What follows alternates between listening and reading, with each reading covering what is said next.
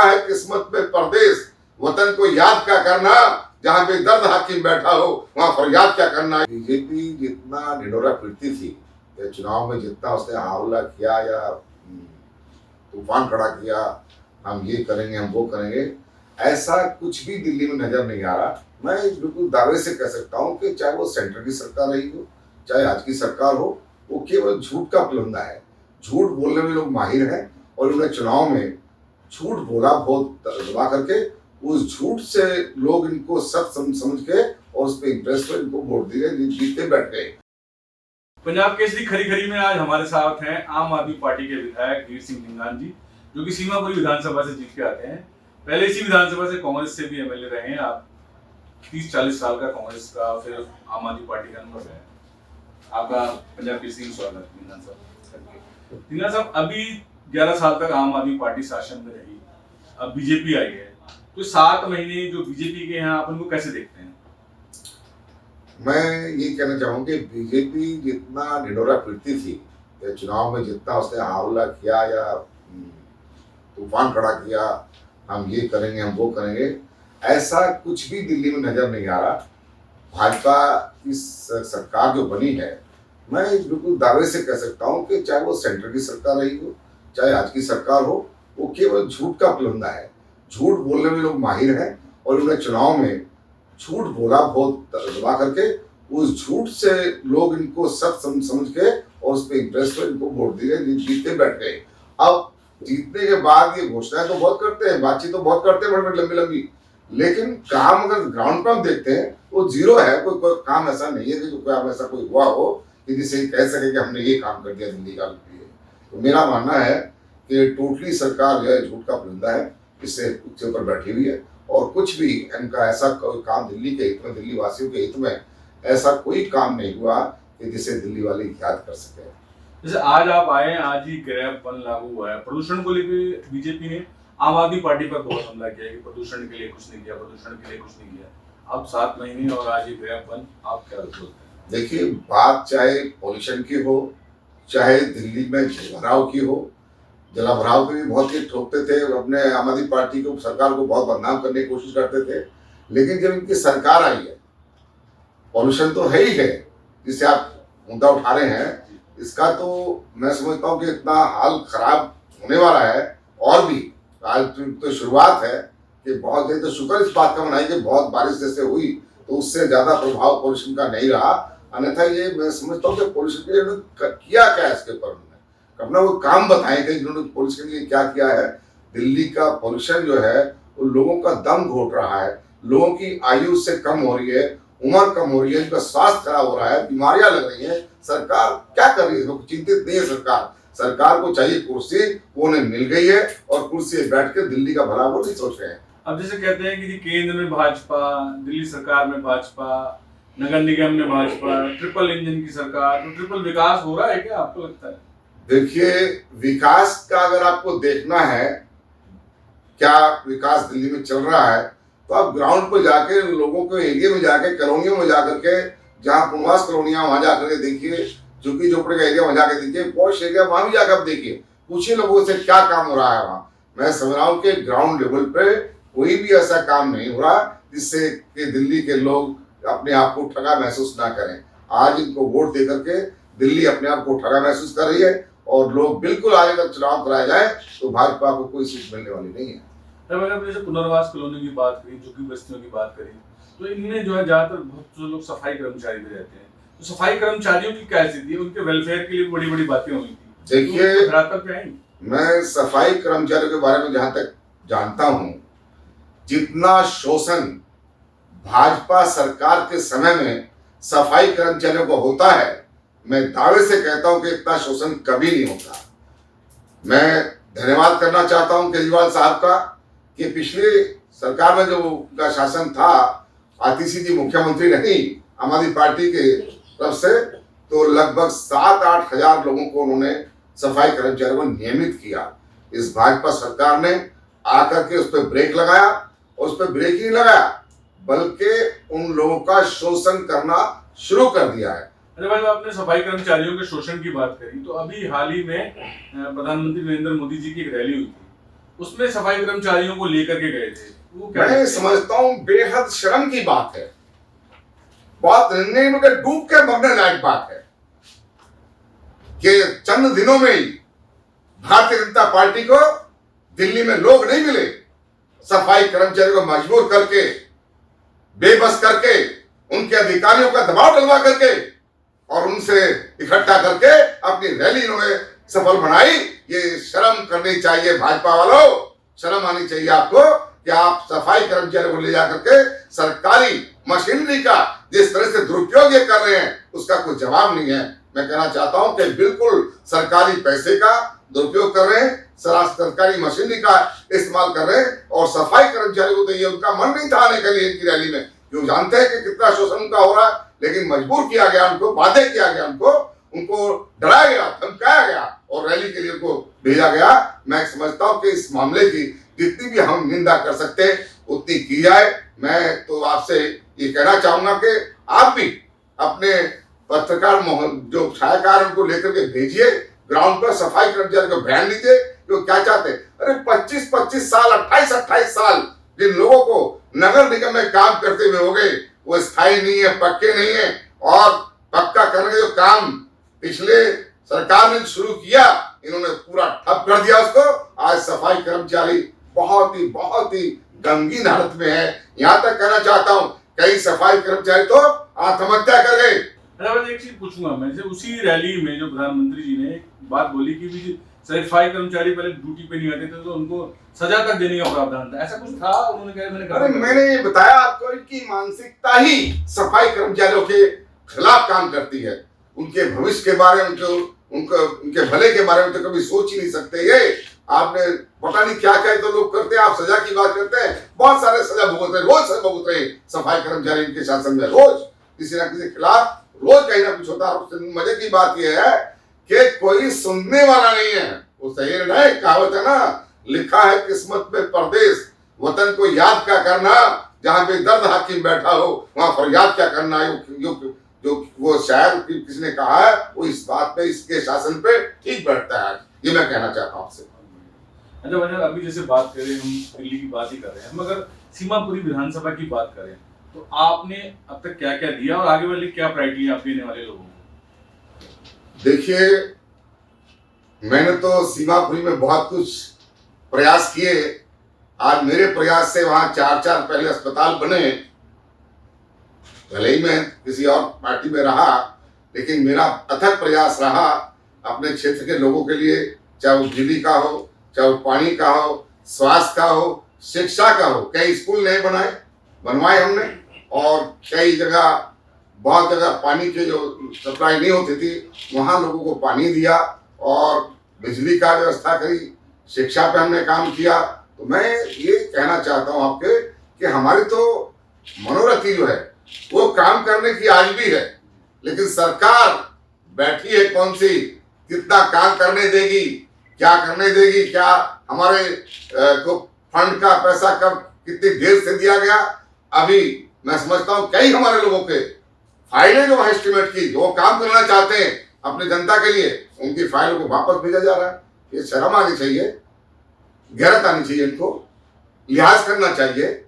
जिस एरिया की बात करते हैं, लोगों के फाइलें वापस भेज रहे हैं, उन लोगों के एरियो में दूसरी पार्टी को लोग भी रहते हैं, इतना तो सोचना चाहिए कम से कम। फायदा तो वहां सबको होने वाला है, लेकिन नहीं, इन्हें काम नहीं करना दिल्ली में। इन्हें तो अपनी जो ताकत है, अपनी राजनीति है, अपनी कुर्सी है, उसको संभालने का उसको काम ज्यादा करना है, बाकी आम जनता का कोई काम नहीं करना है। ये मैं कहना चाहता हूँ दोस्तों। आपसे आपने बुला करके आज थोड़ा सा कहने का यहाँ मन के उद्गार थे, बात थी। अभी और बताइए और बताइए। दिल्ली सरकार का एक ऑर्डर आया जिसमें कि कोई भी विधायक या मंत्री अगर किसी डीएम को, एसडीएम को बुलाएगा तो 2 दिन पहले बताए। मतलब आपको अगर किसी को विधायक, उनको आप विधायक हैं, आप किसी को बुलाना चाहते हैं अधिकारी को, तो आपको पहले बताना पड़ेगा। अरे बुलाने की बात अभी भी ऐसा है, कई अधिकारी, हालांकि हमें विधानसभा में माननीय हमारे अध्यक्ष महोदय जी ने ये बताया था कि आपको राइट है किसी भी अधिकारी को बुलाने का। आपका अगर फोन भी कोई नहीं सुनता है तो उसकी भी आप कंप्लेंट करें, हम उनके खिलाफ काम करेंगे। लेकिन ये तो अभी से शुरुआत होने लगी है। अधिकारी वर्ग लापरवाही करने लगा है। उन्हें पता है कि सरकार बैठी है और वो सरकार हमारे इमदाद करेगी, जो जनता है उसी के खिलाफ जाएगी। इसलिए हमें कहने में कोई संकोच नहीं है कि ये सरकार जन विरोधी है, ये हमारे दलितों के तो खासकर विरोधी है। मैं कहना चाहता हूँ डंके की चोट पे, क्योंकि मैंने देखा है, मैं इस नगर निगम की जिसकी आपने सवाल किया, मैं उसी से उठ के आया हूँ। मैंने देखा है कि वहाँ उस समय से लेकर आज तक इनका शासन क्या है। हम डिजिटल इंडिया की बात करते हो, क्या है डिजिटल इंडिया? उसमें तो काम फास्ट होने चाहिए ना। लेकिन अफसोस की बात कि एक कर्मचारी अगर 3 महीने लेट हो गया तो 1 साल तक फाइल पे उसके पे साइन नहीं किया अधिकारी ने, इसका जिम्मेदार कौन है? आप सत्ता के गलियारे में रहते हैं, विधानसभा में जाते हैं, लोग सचिवालय भी जाते हैं, तो चीजें सुनने में आती है कि भाजपा के विधायक ही परेशान है, मंत्री सुन नहीं रहे। अफसोस की बात यह है मैंने दिल्ली के चीफ सेक्रेटरी से 1 साल से प्रयास किया मिलने का, उनका कार्यकाल पूरा हो गया, चले गए। अभी 7-8 महीने से एलजी साहब को मैंने कई बार रिक्वेस्ट की है, कोई रिस्पांस नहीं है, कोई जवाब नहीं उनके पास, कोई समय नहीं उनके पास लोगों की बात सुनने का, उनको शोषण से बचाने का, उनको सहयोग करने का, उनको सहायता पहुंचाने का, वही इनके पास में योजना नहीं है। मैंने दिल्ली की मुख्यमंत्री से भी कई बार रिक्वेस्ट की है। अफसोस की बात तो यह है कि इनके पास विधायकों से मिलने का समय नहीं है, केवल जहां इनकी राजनीति होती है। अब देखिए, राजनीति के लिए पिछली सरकार ने मेरे क्षेत्र में एक फ्लाईओवर बनाया, आतिशी जी के टाइम में वो फ्लाईओवर बन के अब तैयार हो गया इनके टाइम में। उसका उद्घाटन करने पहुंची माननीय मुख्यमंत्री रेखा गुप्ता जी। रेखा जी से मैं पूछना चाहता हूं कि उनके घर में बिना बताए कोई घुसे तो उन्हें कैसा लगेगा? मेरा विधानसभा क्षेत्र था, मैंने वहां की सेवा की लोगों की, मैंने वो पॉइंट आउट किया था कभी कभी यहाँ फ्लाईओवर बनाने की जरूरत है, हमने उसके लिए मेहनत की, प्रयास किया। आज जब बन गया तो उस फीता काट के चल जाए, ये नहीं सोचा कि वहां कोई विधायक भी है उसको बुला ले। अरे हम भी तो सरकार का, हम भी तो पार्ट है विधानसभा का, हमें क्यों नहीं उसमें बुलाया गया? 3 बार अस्पतालों में गई है मेरे यहाँ। भाई मैं तो ये हाथ जोड़ के प्रार्थना करता हूँ, बड़ा अच्छा हुआ आप 3 बार वहां चली गई। लेकिन अफसोस दुख इस बात का है कि कोई भी बदलाव नहीं आया। 4 बड़े बड़े अस्पताल मेरे पास में है, राजीव गांधी सुपर स्पेशलिटी अस्पताल, cancer hospital, Delhi state cancer अस्पताल, जीटीबी हॉस्पिटल, ईभास, ऐसे बड़े बड़े अस्पताल जो जमुना पार का ही नहीं बल्कि पूरा उत्तर प्रदेश के लोग भी वहां 200 किलोमीटर से वहां लोग इलाज कराने के लिए आते हैं। वहां आप जाके देखिए, डॉक्टर का पूरी नहीं है, डॉक्टर पूरे नहीं है, डॉक्टर की भारी कमी है, नर्सों की, पैरामेडिकल स्टाफ की बहुत कमी है, दवाइयां पता नहीं कहां चली गई इनके आने से। पहले दवाइयां ठीक मिलती थी, आज जाके देख, मैं भी लाइन में खड़ा हुआ 5-6 दिन की बात पहले ही बताऊंगा आपको। मैंने जाकर लोगों से पर्चे दिए, पूछा भाई कितनी दवाई, तेरी दवाई मना कर दिया, बाहर से लो।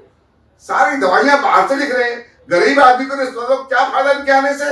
इन्होंने तो लोगों को बर्बाद कर दिया है, लोगों को इतना दुख सहन कर रहे हैं, कोई हिसाब नहीं है। केजरीवाल के टाइम में लोगों को सरकारी अस्पताल प्राइवेट अस्पताल भेजता था इलाज के लिए, ये सिर्फ घोषणा करते, काम नहीं करते। आज टोटल लोग जो है वो दवाइयां खरीद के ला रहे हैं बाहर से। क्या फायदा इनके अस्पतालों का?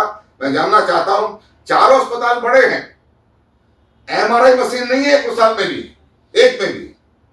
पीछे हमने संघर्ष करके सीटी स्कैन वगैरह हम तो लगवाए थे, ट्रामा सेंटर भी वहां पर है, लेकिन एमआरआई अगर किसी का टेस्ट करना हो उस मशीन से, वो मशीन नहीं है। और कई बार क्या होता है कि डॉक्टर क्या करते हैं कि बिना टेस्ट के वो इलाज करते ही नहीं, उनका पास में अच्छा बहाना है और वो इलाज नहीं करते हैं। तो उसके टेस्ट के इंतजार में कई लोग तो जब बाहर भेजते हैं उनके टेस्ट के लिए, एमआरआई के लिए, तो रास्तों में कई लोग दम तोड़ देते हैं। उसकी जान के जिम्मेदार ये लोग होते हैं। इसलिए मैं कहना चाहता हूँ, ना तो राजीव गांधी में है, ना जीटीबी में है, ना दिल्ली स्टेट कैंसर में है, ना और ईभास में है। ये घोषणा तो कर जाए, कब तक लगेगी वो देखेंगे।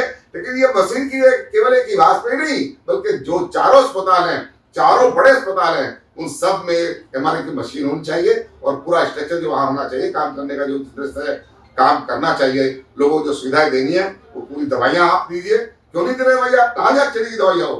तो मैं आपसे कहना चाहता हूँ, ये केवल बातें करते हैं और लोगों को गुमराह करके वोट हथियाते हैं और राज गद्दी पे बैठ करके इनको कुछ नजर नहीं आता। मजदूरों के साथ में क्या हालत नीचे हो रहा है, इनके श्रम कानून कहाँ चले गए? क्या इनकी मजदूर नीति? उसका आप देखिए, एक मजदूर जिसको तनख्वाह उसको मिलनी चाहिए 15-20 हजार, उसको मिलती है 10,000, 8,000। मेरे पास इतनी बड़ी फाइल हो गई लिखते लिखते, लेकिन कोई उस पर कोई वो नहीं करता, कोई इस पर एक्शन नहीं लेता। मोदी सरकार ने तो ऐसा कर दिया कि एक मंत्री ऊपर का कोई चिट्ठी का जवाब तक नहीं देता कि हमने क्या किया। आज मजदूरों का इतना बड़ा शोषण हो रहा है कि उनसे पूरे 12-12 घंटे काम लिया जा रहा है, जो कि नहीं लेना चाहिए, कानूनन गलत है। और सैलरी, न्यूनतम वेतन कानून का धज्जियां उड़ाई जा रही है, खुला उन पर लूट बचाई जा रही है और एक एक संस्थान में कई कई करोड़ का घपला है मजदूरों के वेतन से, जो अफसर और ठेकेदार मिलकर बांट रहे हैं। कि सरकार है आंखें मूंद के बैठी है, चाहे भारत सरकार हो चाहे दिल्ली की सरकार हो, ये मैं कहना चाहता हूँ। जैसे आपने घपले की बात करी, तो भारतीय जनता पार्टी ने आम आदमी पार्टी की सरकार पर, केजरीवाल सरकार पर बड़े घपले के आरोप लगाए। शराब घोटाला, स्वास्थ्य घोटाला, स्कूल घोटाला, वो क्या है, वो मतलब घोटाला है या बात केजरीवाल सरकार की नहीं है। जो इनके खिलाफ आवाज उठाएगा, जो इनके खिलाफ खड़ा होगा, आप देखो ना बिहार में इलेक्शन शुरू होते ही जब उन्होंने देखा कि तख्ता पलटने जा रहा है, हमारी बादशाह छीनने जा रही है, कुर्सी छीन जाएगी इस बार, तो अभी कल परसों अपने लालू की फैमिली पे किस किस पे क्या क्या आरोप लगाने शुरू कर दिए। पहले कहां सो रहे थे तुम? इलेक्शन डे में क्यों? और इलेक्शन कमीशन को कहना चाहता हूं मैं कि जब इलेक्शन का प्रोसेस शुरू हो जाए तो कोई भी राजनीतिक पार्टी सत्ता में हो, वो इस तरह के जो दुरुपयोग करती है कानून का या अपनी कुर्सी का, उस पर रोकना चाहिए, उस पर पाबंदी लगनी चाहिए। इलेक्शन के टाइम में क्यों? पार्टी आए ना, दम दिखाए अपना। अगर आप किसी को गलत काम करते हो, आप लोगों को न्याय नहीं मिलता, आपके शासन में मजदूरी सही नहीं मिलती, आपको तनख्वाह नहीं मिलती लोगों को टाइम पे, आप लोगों को मजदूरों को नियमित नहीं करते, ठेकेदारी प्रथा आप लाकर पूरे हिंदुस्तान में आपने खड़ी कर दी। तो मैं ये जानना चाहता हूं कि आपको सत्ता में बने रहने का क्या अधिकार है? अगर कोई आपका उसमें सामने आ रहा है, अपनी ताकत दिखाना चाहता है और उस लायक है, लोगों का विश्वास उन्होंने जीता है। वोट की चोरी का आपने देखा, बहुत बड़ा मुद्दा था ये। लेकिन क्या करें, मैंने दुआ पहले कहा था, दोबारा रिपीट करना ठीक नहीं है कि सरकार बिल्कुल एकदम से निकम्मी में कहूं इसे, निष्क्रिय कहूं मैं इसे, या हठधर्मी कहूं इसे, तानाशाही कहूं तो कोई तो राय नहीं है। तानाशाह सरकार है ये, जो बोलेगा उसी घर सीबीआई, ईडी, पुलिस की रिपोर्ट, ये वो। अरे क्या तमाशा है ये? आप बदले की भावना से आओ या शासन करने आओ? शासन करने का मतलब है कि आप लोगों को नई दिशा दो, लोगों का भला करो, लोगों को हिंदुस्तान को ऊपर उठाने की कोशिश करो। जैसे आप लोगों ने मोहल्ला क्लिनिक बनाए थे, अब इन्होंने उसी मोहल्ला क्लिनिक को आरोग्य मंदिर कर दिया, तो क्या फर्क है दोनों? सर, नाम बदलने की तो नीयत है इनकी, आदत है इनका। ये तो लोगों पे एक बहुत बड़ा ये मनोवैज्ञानिक प्रभाव जैसे कहते हैं ना, उस तरह का ये उन पर छोड़ना चाहते हैं। हमने ये नाम हटा दिया, ये रख दिया। भाई आपने वहां वाल्मीकि हवाई अड्डा का नाम रख दिया, आपने जेवर में किसका कहा रखा हो? लेकिन मुझे ये बताइए कि उस अयोध्या में आपने जो बनाया हवाई अड्डा, उसका नाम रख दिया आपने वाल्मीकि हवाई अड्डा। भाई मैं हाथ जोड़ के पूछना चाहता हूँ कि वाल्मीकि की नौकरी की छीन रहे आप? रोटी हवाई अड्डे से खाएंगे या उनके रोजगार से खाएंगे? वो जो नौकरी करते हैं उनको पूरा वेतन मिले, उनको समय पर वेतन मिले, समय पर नियमित हो लोग, वो तो आप करते नहीं हो, नाम रख रहे हो। उस नाम से क्या फायदा होने वाला? भाई बताइए, हमें जवाब दीजिए। पेट तो रोटी से भरता है ना, रोटी आप छीन रहे हो। अच्छा, अभी जैसे अपने आप इस माध्यम से, पंजाब केसरी के माध्यम से, आप दिल्ली वालों को क्या संदेश देना चाहते हैं? दिल्ली वालों को मैं ये संदेश देना चाहता हूं कि दिल्ली में सभी लोग भाईचारे से, प्यार मोहब्बत से रहें और आने वाले समय में जो आप पे असल में बात तो यह है कि हमारा देश का जो व्यक्ति है वो इतना दयालु है कि उस पर आज शोषण हुआ, 10 दिन बाद तो भूल जाता है। ठीक है ना? तो मैं कहना चाहता हूं जो आप भुगत रहे हो उसको याद रखना है और आने वाले चुनाव में गिन गिन के आपको बदला लेना है इन बातों का। और जो आपने इनको वोट दे करके शहंशाह बैठा दिया वो उसको उतारना, उसी ढंग से उतारना है। झूठे के घर तक जाना, छोड़ के आना उसको, ये मैं कहना चाहता हूं। ये झूठ बहुत बोलते हैं, बड़े शानदार तरीके से बोलते हैं, ऐसा झूठ बोलते हैं, इस तरीके से बोलते हैं वो सच से भी ज्यादा अच्छा लगता है। इस तरह से झूठ बोलने की आदत लोगों को है। तो मैं कहना चाहता हूं कि दोस्तों इस जो शासन चल रहा है पूरी तरह से हम इसे कुशासन कह सकते हैं, क्योंकि कोई भी जनता के हित में कोई ऐसा काम नहीं हुआ है। केवल राजनीति सरकारी पैसे से की जा रही है, बड़े बड़े इश्तेहार लगाए जा रहे हैं। अरे तुम केजरीवाल तो कहते थे तुमने कैसे बंगला बना लिया, तुम कौन सा झोपड़ी में रह रहे हो, तुमने कौन सा झोपड़ी डाली जनता से मिलने के लिए, तुम भी तो बंगला बना के रहे हो, मैं तो बंगला मिला है।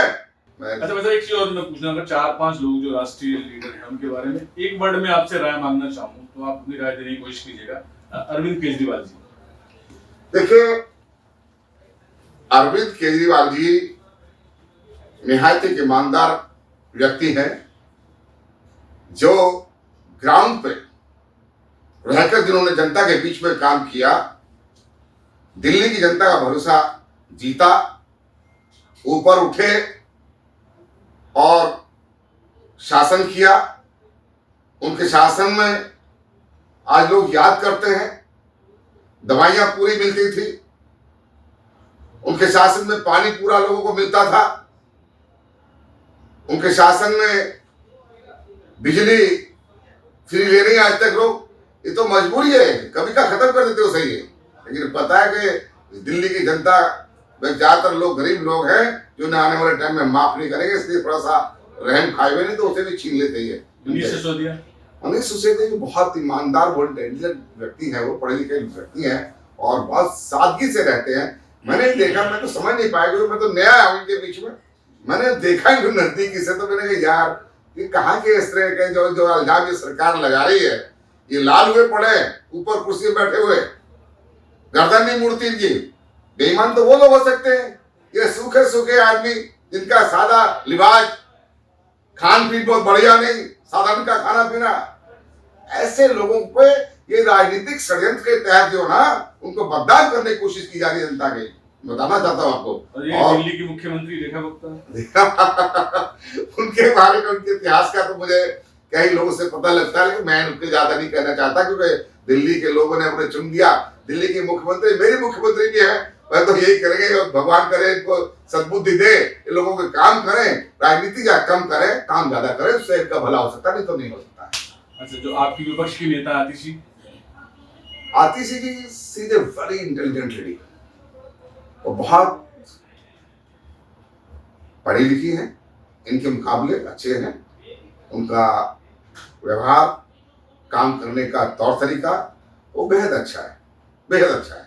तो मैं समझता हूँ कि तभी तो वो अपने एक्सपर्ट ने जीत के से वैसे माहौल में भी जीत के आई, तो अच्छा है ना। तो मैं समझता हूँ कि आतिशी जी बहुत अच्छी लीडर हैं और संघर्षशील हैं, ईमानदार हैं और हमदर्द हैं, लोगों के दिल्ली की जनता की हमदर्द हैं, ये मैं कहना चाहता हूँ। तो ये थे हमारे साथ आम आदमी पार्टी के विधायक वीर सिंह ढिंगान जी, जिन्होंने बड़ी बेबाकी से भारतीय जनता पार्टी की जो ट्रिपल इंजन की सरकार है उसकी आंखें खोली है। देखते रहिए पंजाब केसरी।